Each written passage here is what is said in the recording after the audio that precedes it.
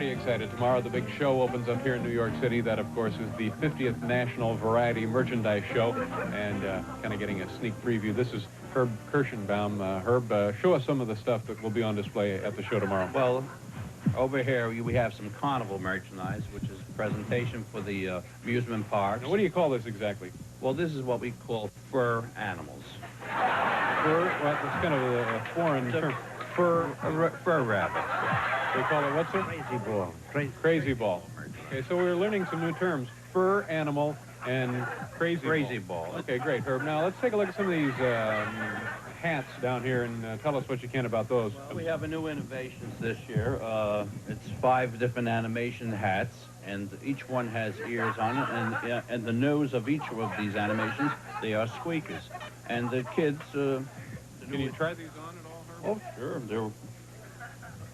What is this? A duck hat.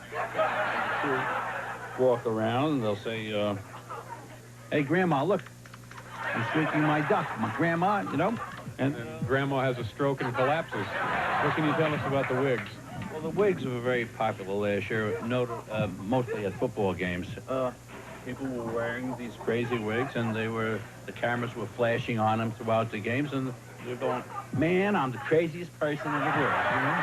Herb, tell me about this tie. Where would a person wear that tie? It seems like it's bigger than a normal tie. Well, to give you the effect of a clown or anything else like that, if an adult would put on something like that under a suit, and all of he says, hey, look at my jumbo tie, and he'd open up an executive-type suit, and then you have a bow tie with the elastic band, and then pop it out and different things like that. But that tie is really much bigger than it ought to be, isn't it?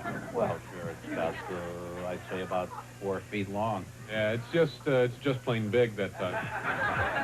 Herb, this is the liquor bar. Show us how this works. Well, the liquor bar works, it says here, tequila, vodka, and gin. And so you put again, this thing down, and you're going to select your drink. You select your drink, and you put it down, and all of a sudden you get the drink comes down. It must be frozen from the effects. Perhaps David can help us. Let's see. They didn't put no I water see, in. and then you hit you. When they have the water in, then they choose their drink, and whatever drink they have. So if you want gin, we tell them, here, have a gin, and he press it down, the water squirts right in your face. And can you give me an estimate on the laughs that you get from that? Oh, you get tremendous laughs. I have another exhibitor at the merchandise show, Saul Pritt. Saul, let me ask you about this. We have something here called the ugly teeth. Yes. All right, now hold those if you will, Saul.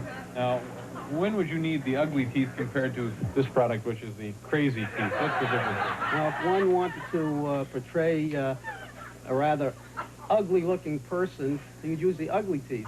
If you want to be comical, he would use the crazy teeth.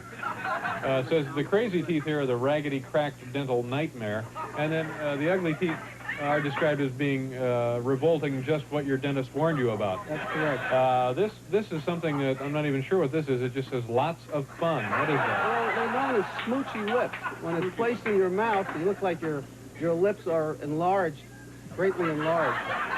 It's a funny bit. It's also a Halloween accessory. Have you ever, Saul, in your life had an occasion to use the smoochy lips? Yes, if I felt that I wanted to appear funny or have some fun with a group of people. Well, tell us what we have an assortment of here, Saul. Well, we have here an assortment of ugly blotches, scabs, pimples, blood spots. I'm guessing you've never used these, have you? I used the phony boils when it was a Halloween affair, party, yes.